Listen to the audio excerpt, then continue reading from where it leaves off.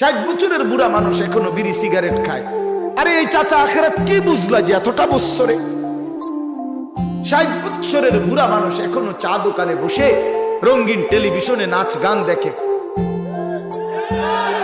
আহা চাচা, আপনি কি বুঝলেন চাচা? আজকে এতদিনও আপনি আখেরাত বুঝলেন না? আজকে এত বছর পরেও কবরের ভয় আসলো না? আহা মুসলমান, আর আসবে কোন দিন?